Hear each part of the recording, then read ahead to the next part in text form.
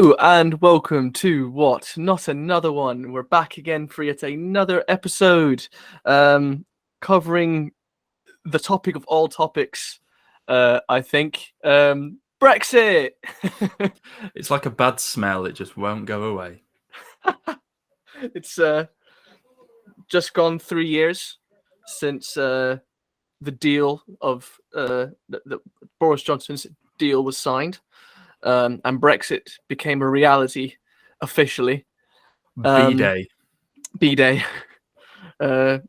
which has another meaning completely. I mean, depends which way you look at it. Yeah. The UK could probably use one of those at this rate. But Brexit's come back to the forefront of politics once again. Courtesy of the UK, the recent IMF predictions about the UK economy. The UK's economy is predicted to be the only major economy in the world to shrink. Even Russia's economy will grow, whereas the UK's economy will still shrink this year, which is just depressing. It's having that happen. It's thrown up all these questions, alongside the anniversary about how Brexit, how has it gone? Has it actually been a success? Obviously, there's been a lot of polling amongst, especially Leave voters, to see what people think. It's safe to say that Brexit hasn't gone down well with the majority of the population. I think the statistic, I can't remember which constituencies exactly, but I think it was only 3 constituencies, all of which were in Yorkshire, were the only 3 constituencies in the entire country that still supported Brexit by a majority.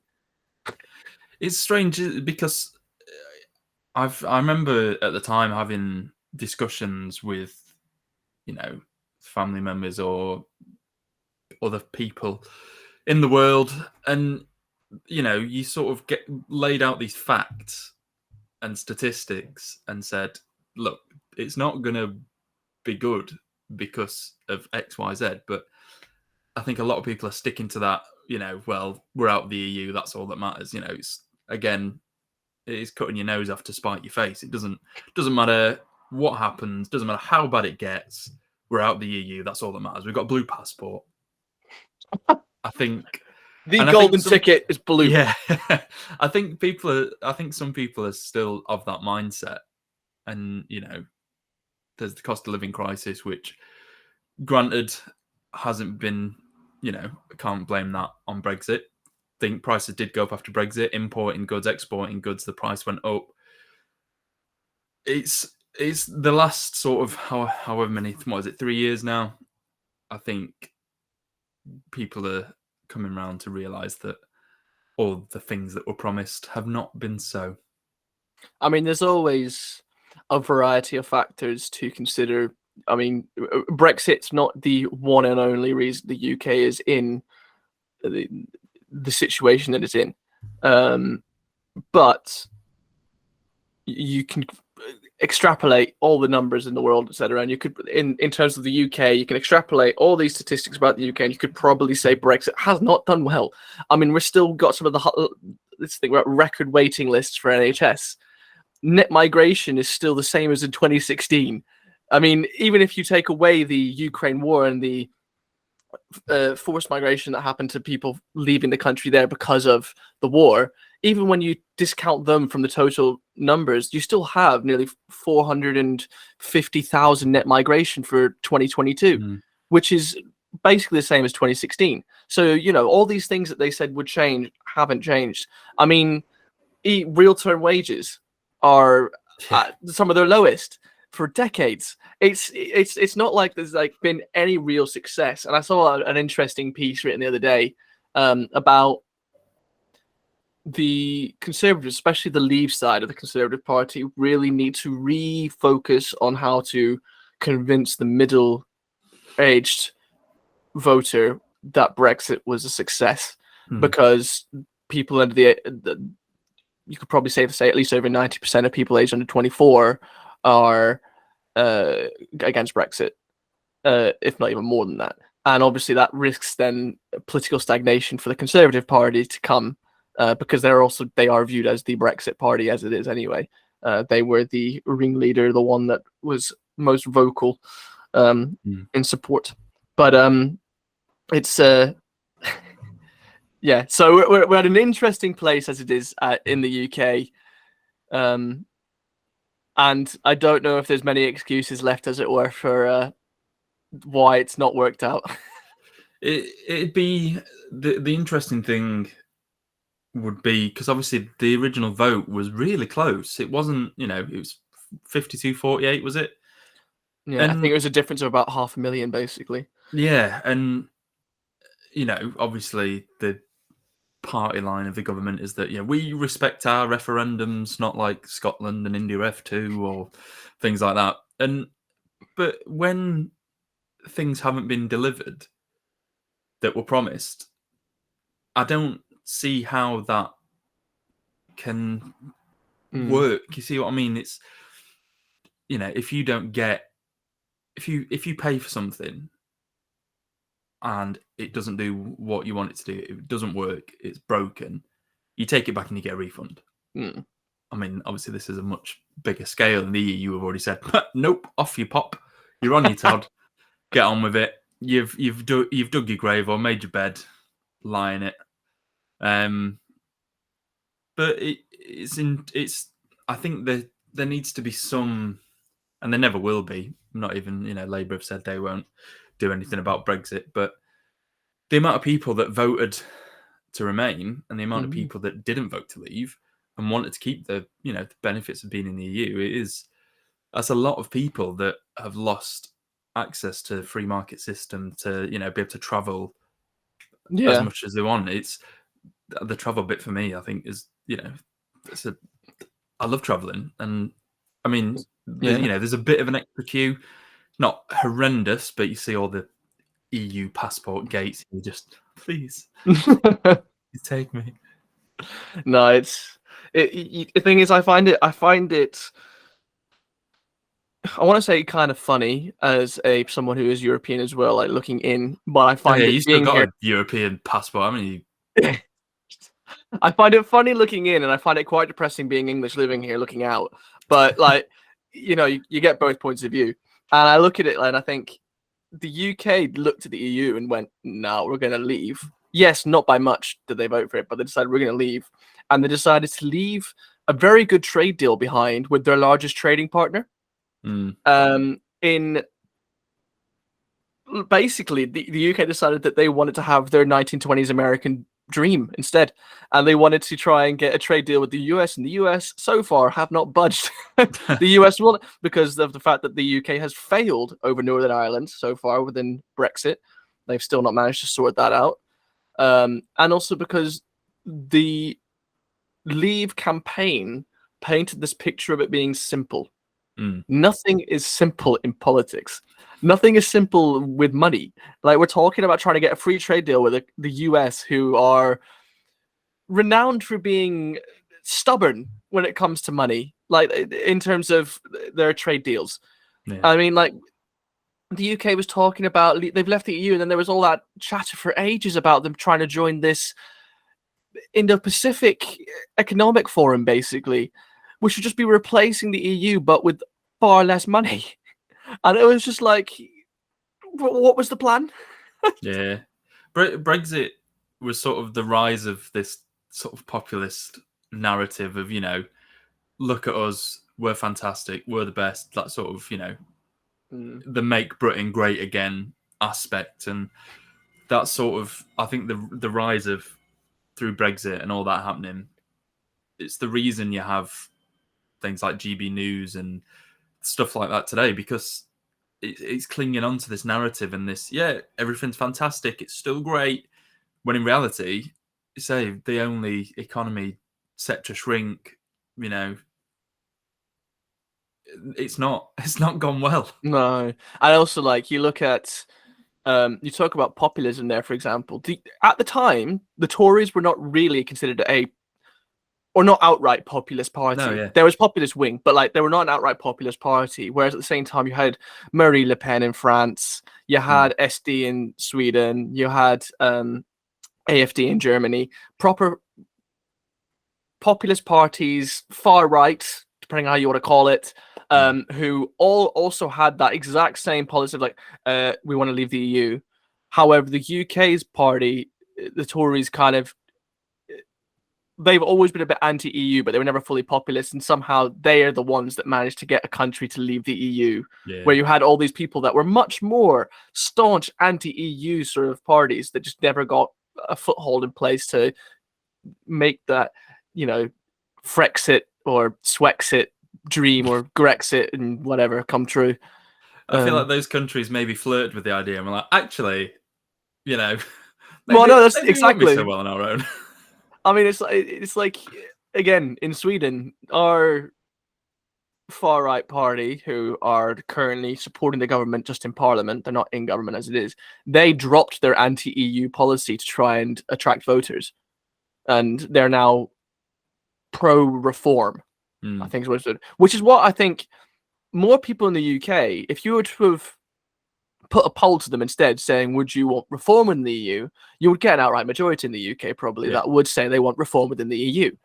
But leaving it was a completely different matter altogether. Like, the EU is not perfect. That is accepted everywhere. I mean, there is so much that wrong with it. There's so much bureaucracy that needs to be fixed. There's etc. But I think this is. I think David Cameron said it in Parliament. In fact, back in 2014, I think it was. You don't. If your neighbor's house is on fire, I'm trying to remember the exact quote. If your neighbor's house is on fire, you don't let it. You don't leave it. You go over to try and help save your neighbor. That's something along those lines. And that's kind of what the UK should have done. They should have been there trying to fix it from within. But people within the UK saw an opportunity and went, you know what? We're going to let them burn. We're going to leave. Little did they know 5 years later they'd be the ones burning. Yeah. Yeah. The fire spread quickly. The only sort of the thing that amused me, I think, the most about Brexit was obviously UKIP.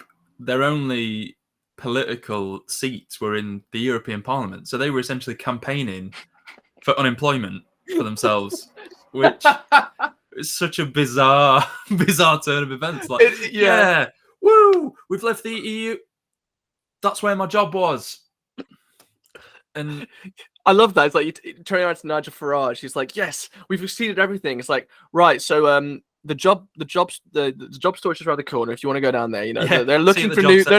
You got rid of all the poles, so now you got to go and build the houses down this street. It's like, great, well done. You've done great stuff for the economy.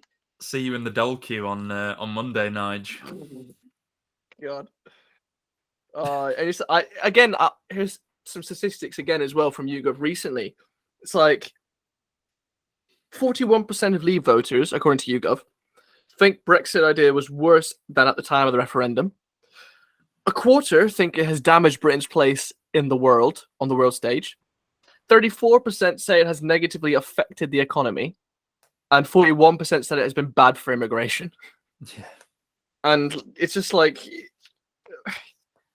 like I said, again, I go back to the one I said earlier as well. Like, there's apart from 3 constituencies in all of the UK, every other constituency has now a majority support for being in the EU, or anti-Brexit, if you want to do it that way. Like, it's just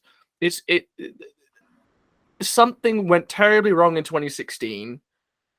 We had a messy divorce, and now we're trying to fix our way back together with the missus after a bit of a hoo-ha.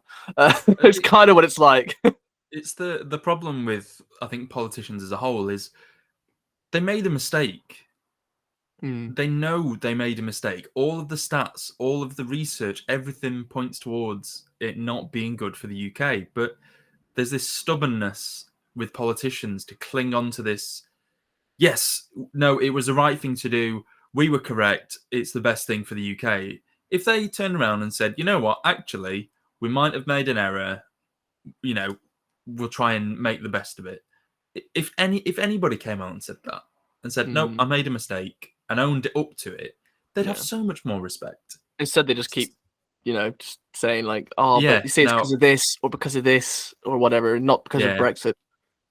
But politicians get so much more respect. If you asked a politician their name, I'm sure they would answer around the question and say, "Oh well, when I was born, my family called me this." I just want a straight answer, and I think there must get some training on how to do that. But I'd love to be a politician. I'd just be the most straight answering politician there is. Was Brexit good? No.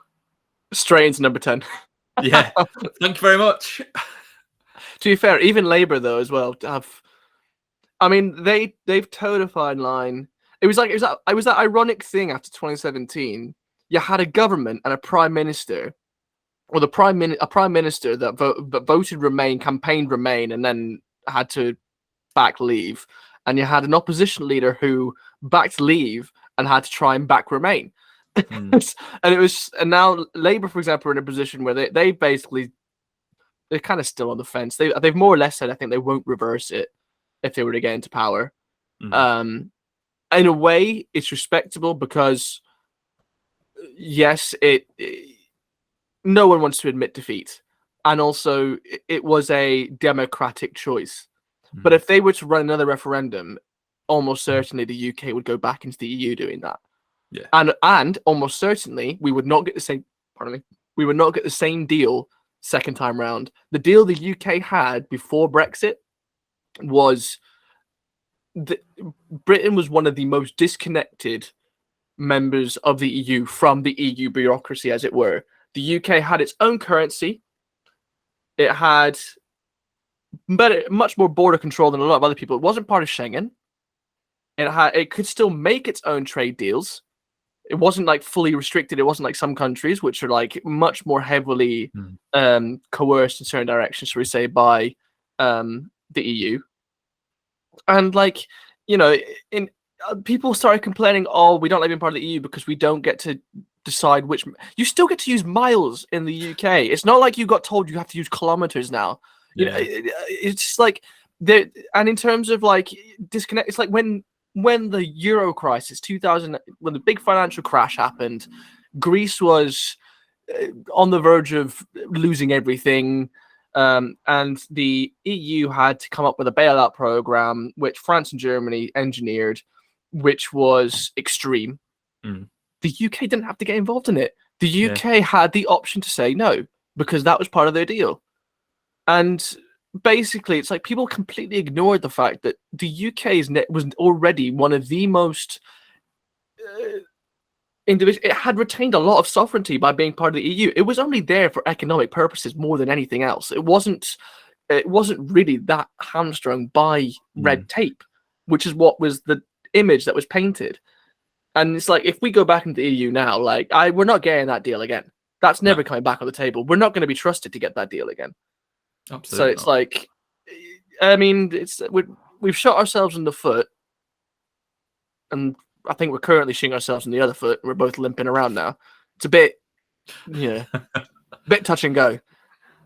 It sums it up when, you know, left the EU and then they said, oh, we've got an oven-ready deal. And on all the propaganda posters, I'm calling it what it is, the propaganda posters for it was a microwave meal. You're like, well, come on. Like who? Which we burnt. Yeah, somehow. I have burnt microwave popcorn before. It is. Oh my god. It is doable.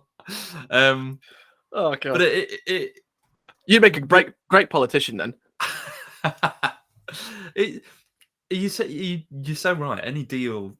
Any deal with the EU, the one we've got, whatever deal we've got at the minute, the oven ready deal, microwave deal, the meal deal, it's nowhere near going to get to the agreement we had. And it's the sort of scaremongering, and, you know, see it on social media all the time, you know, first name lot of numbers says, oh no, the EU says we can't call it Christmas anymore. Like, if you think we should be able to call it Christmas. Nobody's saying that. Nobody's ever said you can't call it Christmas. Nobody's ever said, oh, you can't call it Easter. Nobody said you can't say good morning or something daft like that. But it gets so much traction and feeds this hatred and vitriol online. And it's there to do a job. It's there, and it did its job, you know.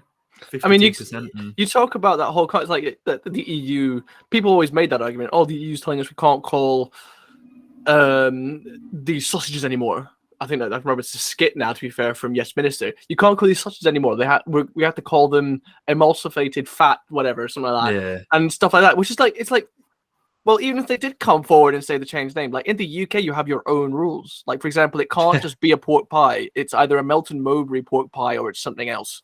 Like, you know, it's not an uncommon feature in the world, and it's just it's nitpicking for the sake of nitpicking. It's people who just like it. To be fair, it was just people who just wanted to have an argument. You know, it's something. Every now and then, someone has a few too many Stellas, and they just want to have a fight, and that's kind of what the UK decided to do. The day I remember the day after, so I worked for the Students' Union, Sheffield Hallam at the time, and obviously working in an SU, you work in a university. You've got so many international students. You've got Erasmus students from Europe. A lot of your funding comes from the EU, and it was like somebody had died the day after. Everyone was just really quiet in the office because we knew that it meant so many repercussions for our students, for our jobs. It was such a strange atmosphere. It was such a strange feeling, and I think people felt the same in similar jobs. But then people voted to leave, and they were happy, and it is it's still a divisive. It's the reason we're still talking about it 3 years after, and 7 years after the actual vote. Was it 2016 was the vote? Yeah. History will look down on Brexit for centuries. To be honest, it's if it's not already even getting considered for history classes yet. And you mentioned Erasmus there, for example. I've got friends here who are Erasmus or exchange students. All that sort of stuff. Erasmus, for example, as a program is ending for the UK. Like they've pulled out of it. I think this is the last year of it, because they had signed up to how many years or whatever after Brexit, and now it's the end of it, which is depressing in a way because you're losing a lot of EU students when it comes to Erasmus who bring money. They bring a lot of money to the economy. I mean, universities already, as it is, provide massive financial gain for local economies. I mean, like in Leicester, where I was from undergrad, I think it's like a quarter of the Leicester economy was built by the university, basically. So you're losing a lot of money, and you're losing a lot of. You want the best students at your universities. The UK does not have all the best students. Quite the opposite at times, it feels like. So you want the best students, and so you should be trying your best to entice students. All that's going to happen now is EU students are going to have to start paying international fees of like 26 grand a year to do an undergrad. I mean, which is depressing. It's why a lot of universities as well have actually said that they're after 2020 when the deal was signed. They started talking about what they're going to do fees wise. A lot of universities said that they're going to not do this is a tier list for EU students. That's how it's going to work. They're going to do more of an individual based, course based fee system to accommodate people because they want to entice the students over, but they're going to have to charge them more to make it worthwhile because they're not going to be getting that extra funding from the EU any longer. Yeah. And that's basically everything in a nutshell in terms of how the entire Brexit's gone. I think it's caused so many more problems than it was said to solve, both economically, socially. I mean, I've asked. I know people that voted Brexit. I said to them, "All right, give me like 3 things good that have come from Brexit." And it goes back to, well, it doesn't matter, does it? It doesn't matter. I voted to leave. It doesn't matter. Like, no, right. Fair enough. You voted to leave. I understand that. Give me 3 good things that have come from Brexit. They haven't got anything. Yeah. Ever. That's a common feature as well. And it's like living in Sweden. A lot of the other English families there at the time, they'd lived there for long enough, like me, that they got Swedish passports. And some of them have even been happy to see their English passports expire because they just went, you know what? I'm Yeah. done. How You know, many passports do you have? Oh yeah, here he is with his 3 passports. Wow. You're like some sort of international spy. let's look at the draw. It's like Jason Bourne in there. It's just like, loads of, like but no. So the thing is, this is about expats, British expats living in Europe, literally just went, well, I like the EU better. Screw the UK. I'm staying here. I'm getting a European passport. I'll be able to go to 27 other countries. Do whatever I want. It'll be chill. And then if I have to go to the UK, if I must, I'll go. But There were a lot of expats that voted to leave, which was baffling. yeah, that is an odd one to be fair. Sorry, not expats, immigrants, migrants. Or as the UK also considers them asylum seekers, they're the exact same thing in the UK's mind. Yeah, that was strange. I remember it's the kind of people that go. There's a woman that went to Benidorm and then complained that a holiday was ruined because there was too many Spanish people. Like, you're in Spain. Only Spain. Only the English would complain about there being too many Spanish people in Spain because we believe it's our holiday destination, so it's our country. But we don't like when they fish in our waters. Oh yeah, how dare those French fish cross the border? That was hilarious. Oh, the fishing wars. British fish, like as if a fish knows where it's from. Are we gonna start having to send frogmen down to tattoo all the fish with stamps that say "Made in Britain"? There's loads of fish swimming around going, all right, love, all right, all right. This is the French fish comes along. It's like, oh god. It's like we have to fight for the water now. You cross the water, we're gonna get a gumbo out. It's gonna come and take you out. I mean, this is the only way we're gonna deal with Brexit is just by laughing at this rate. It's like, right, love. Yeah, it's the only way to get through anything these days. And the things to wrap up as it is, Brexit has. I understand where people who were vehemently supporting Brexit. I understand what they wanted, but they went about it the wrong way. They lied, and they didn't do their research. Yeah. And what they really wanted was just quite simply reform. Yeah. And you can get reform everything started going wrong from the moment the Conservatives pulled out of the sort of centre-right European research group that was it's not called European. That's part of the Tory party. Pulled out of sort of centre-right block of parties within the EU Parliament. If they'd stuck within that, there was always the potential to sort out reform with support from other EU countries, because they're not the only country that wants it. And it's just a case of they had a panic moment, and some people saw an opportunity to revert ourselves back to the 1960s, which, with the way the economy is going, it's kind of doing that. So it's kind of what's happened, to be honest. And all I can say is, whilst I don't see us going back into the EU anytime soon, all that's happening now is it's confirming that Brexit was a lie, and there is a necessity to sort of really find a way to fix it, without compromising our own democratic values as it is. I mean, we'll see, but it's not looking likely anytime soon, is it? Nope. and on that depressing note, you've been listening to What? Not Another One, and let's hope there isn't another Brexit. But yeah, a Brexit from the Brexit. A Brexit from Brexit. Thank you.